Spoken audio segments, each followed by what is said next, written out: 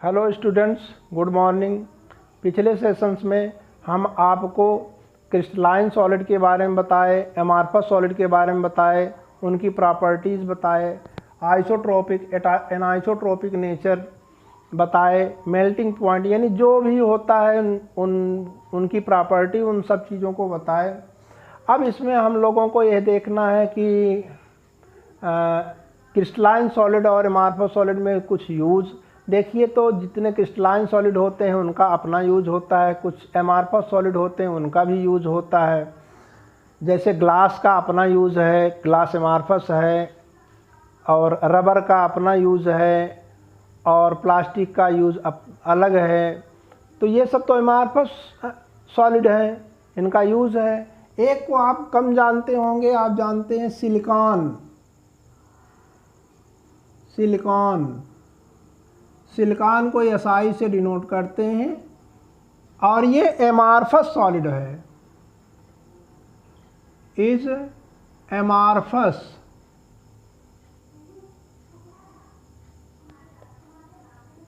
ये amorphous solid है, और इसका यूज कभी कभी पूछ लेते हैं। तो इसका यूज होता है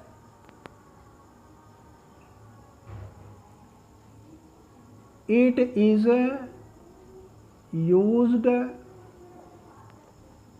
in photovoltaic cell।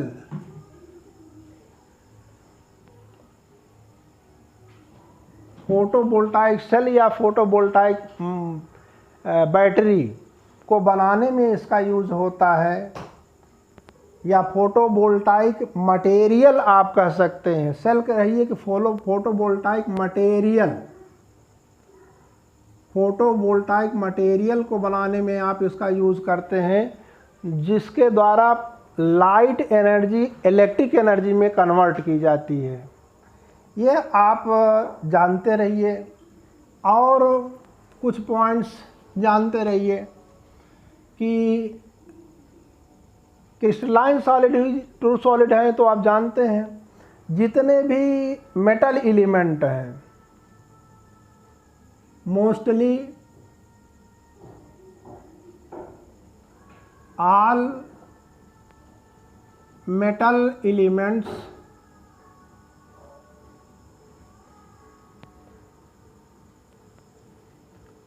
Form crystalline solid.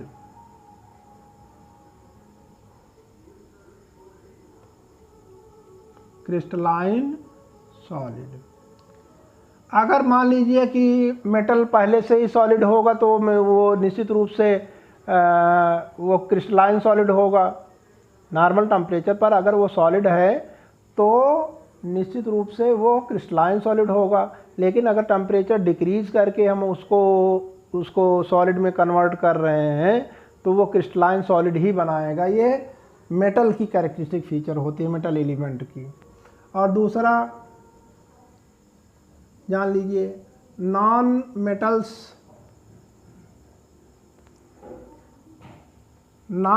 में आप ले सकते हैं किसको? Sulphur, phosphorus, iodine. Sulphur S से डिनोट करते हैं, फास्फोरस आप P से डिनोट करते हैं, आयोडीन जानते हैं। ये भी क्रिस्टलाइन सॉलिड बनाते हैं।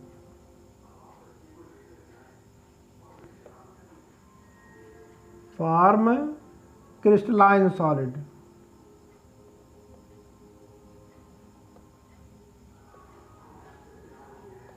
ये भी क्रिस्टलाइन सॉलिड बनाते हैं। और कुछ कंपाउंड्स हैं वो भी क्रिस्टलाइन होते हैं, उन कंपाउंड्स को हम लोगों को जानना चाहिए। The compounds like NaCl, sodium chloride जिसको कहते हैं, NaCl ही लिख दे रहे हैं। जिंक सल्फाइड का फार्मूला ZnS है, क्योंकि अब आप 11th में पहुंच गए हैं तो फार्मूला से नाम जान ही लेंगे। ZnS जिंक सल्फाइड नाम है। और एक सब्सटेंस होता है नेफ्थलीन। नेफ्थलीन जानते हैं, ये टैबलेट के रूप में होता है। टॉयलेट वगैरह में आप देखिए कि वहाँ पर गोली जैसे वाइट चीज़ रख दिया जाता है ताकि स्मेल ना आए, कि कीड़े मकोड़ों को भी भगाने के लिए इस्तेमाल किया जाता है, वो नेफ्थलीन होता है। नेफ्थलीन,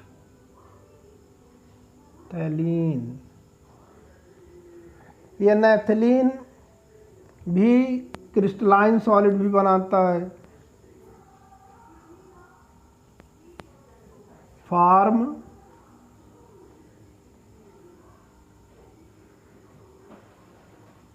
क्रिस्टलाइन सॉलिड, ये क्रिस्टलाइन सॉलिड बनाता है। अब देखिए हम लोग अब पढ़ेंगे क्रिस्टलाइन सॉलिड, क्योंकि एमार्फस सॉलिड ट्रू सॉलिड तो है नहीं तो उसके बारे में हम लोग पढ़ेंगे नहीं। अब हम लोग पढ़ेंगे क्रिस्टलाइन सॉलिड। क्रिस्टलाइन सॉलिड को हम लोग क्लासीफाई करके पढ़ते हैं, और किसके आधार पर क्लासीफाई करते हैं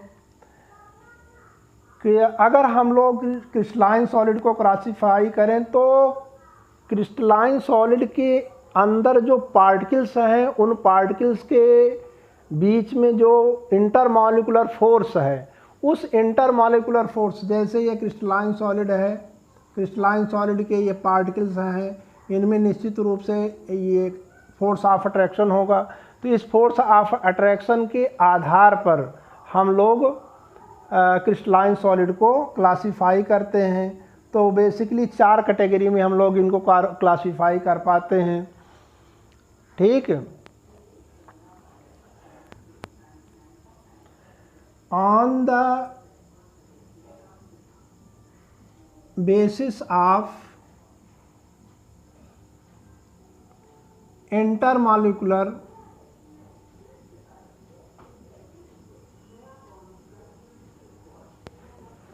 force of attraction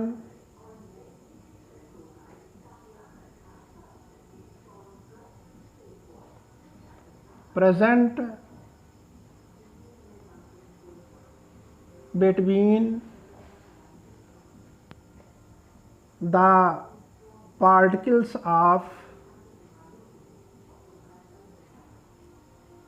solid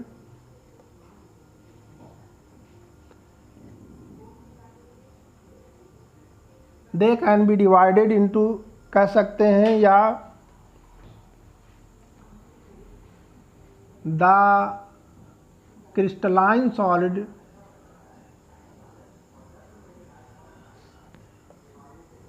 solids can be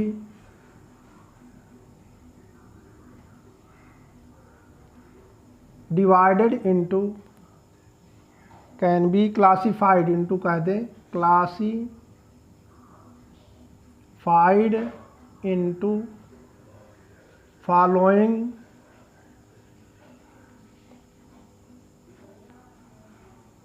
categories.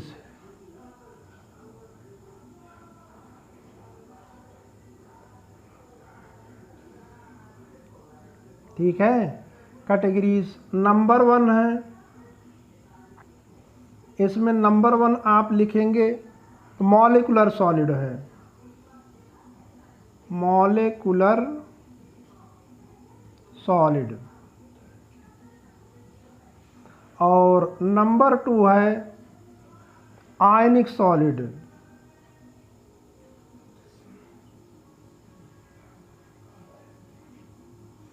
और नंबर 3 है मेटालिक सॉलिड।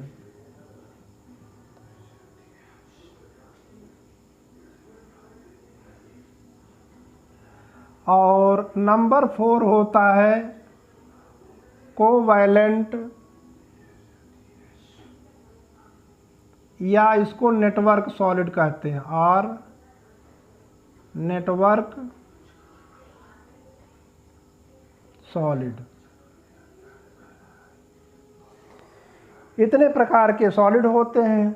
क्रिस्टलाइन सॉलिड कौन कौन से? मॉलिकुलर सॉलिड्स, आयनिक सॉलिड्स, यस लगा सकते हैं।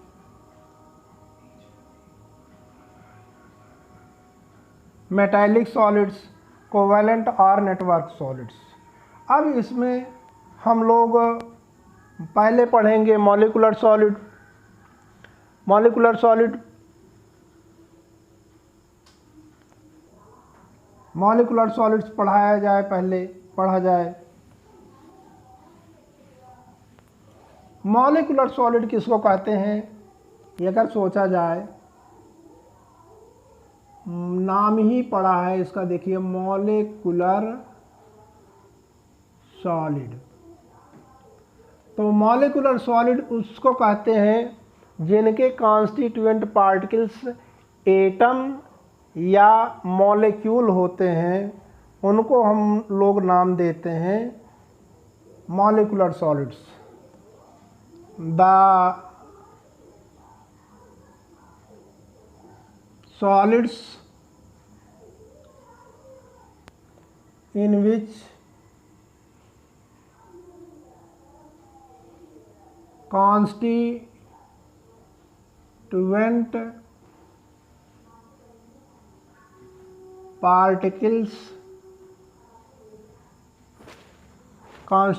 particles are molecules। यहाँ एटम नहीं लिख रहे हैं इसलिए कि अगर एक अकेला एटम होता है, अगर फ्री स्टेट में रह सकता है तो उसको भी हम लोग मॉलिक्यूल मानते हैं, इसलिए हम एटम का नाम नहीं दे रहे हैं। ठीक है। The solids in which constituent particles are molecules comma known as molecular solids।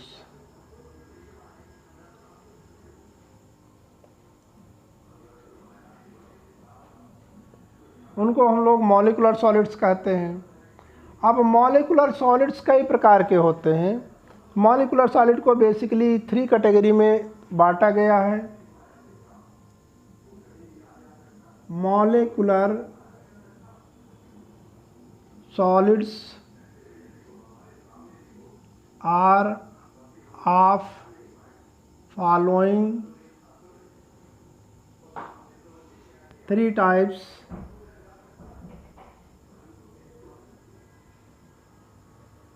ये 3 प्रकार के होते हैं।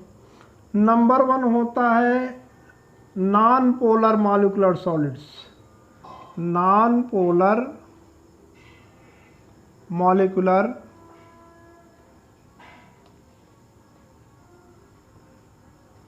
Solids.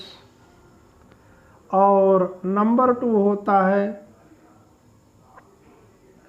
Polar molecular solids.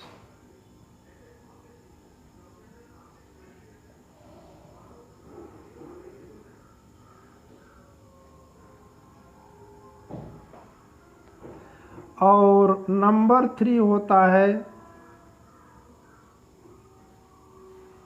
Hydrogen bonded molecular solids.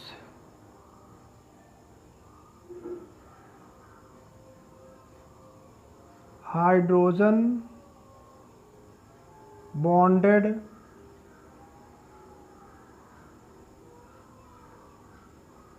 Molecular solids.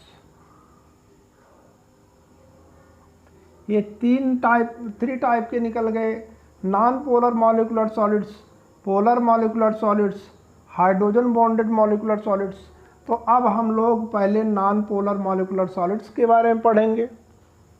ठीक।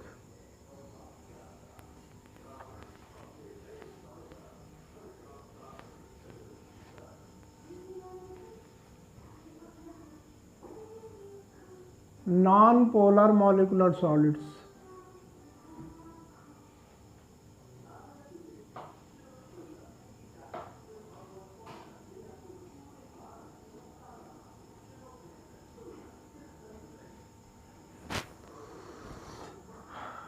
नॉन पोलर मॉलिकुलर सॉलिड्स ऐसे सॉलिड होते हैं जिनके कॉन्स्टिट्यूएंट पार्टिकल्स या तो एटम हो, न्यूट्रल एटम, यानी इनके कॉन्स्टिट्यूएंट पार्टिकल क्या हो,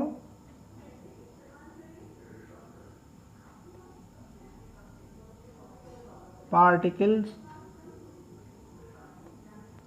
एटम हो सकते हैं। एटम में जैसे आप ले सकते हैं हीलियम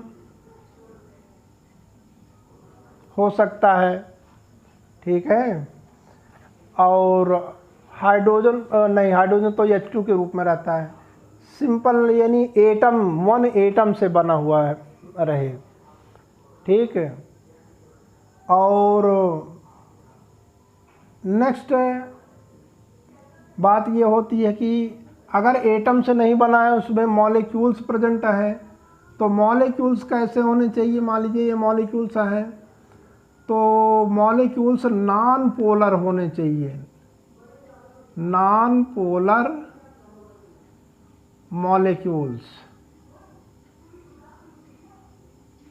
नॉन पोलर मॉलिक्यूल्स के बारे में आप जानते होंगे, जिसका नेट डाइपोल मोमेंट 0 होता है, जिसमें पोलैरिटी नहीं पाई जाती है, जिसमें कहीं एक पोल पॉजिटिव और दूसरा पोल नेगेटिव नहीं दिखाई देता है, तो उनको हम लोग नॉन पोलर मॉलिक्यूल्स कहते हैं। जैसे एग्जाम्पल में H2, O2, Cl2 एक्सेट्रा। इनके कॉन्स्टिट्यूएंट पार्टिकल्स या एटम होते हैं या नॉन पोलर मॉलिक्यूल होते हैं, और इनके बीच में जो फोर्स ऑफ अट्रैक्शन होता है, सॉलिड है तो फोर्स ऑफ अट्रैक्शन तो होगा। सॉलिड स्टेट में जब ये रहते हैं तो इनके बीच में जो फोर्स ऑफ अट्रैक्शन होता है वो लंदन फोर्स होता है या डिस्पर्जन फोर्स होता है। डिस्पर्जन फोर्स या लंदन फोर्स।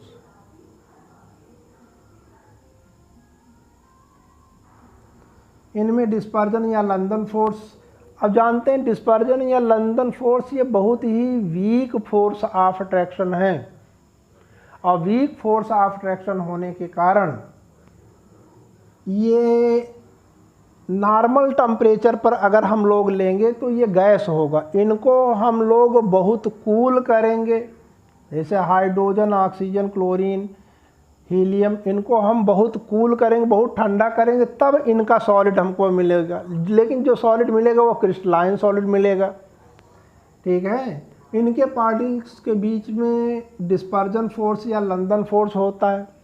अब इसमें हम लोग ये देखते हैं कि इनके पार्टिकल्स के ऊपर तो कोई चार्ज नहीं है, ये हीट और इलेक्ट्रिसिटी को फ्लो नहीं कर सकते हैं, इनमें हीट फ्लो करने की कैपेसिटी नहीं पाई जाती है, और ये नॉर्मल टेम्परेचर पर लिक्विड या गैस होते हैं। नॉर्मल टेम्परेचर पर ये गैसियस फार्म में होंगे या लिक्विड फार्म में होंगे, ठीक है। ये लो टेम्परेचर पर ही ये सॉलिड फार्म में होंगे। और अब इसके बाद और इसका पूरा जो डिस्क्रिप्शन है, लिखना है, वो हम नेक्स्ट सेशन में बताएं।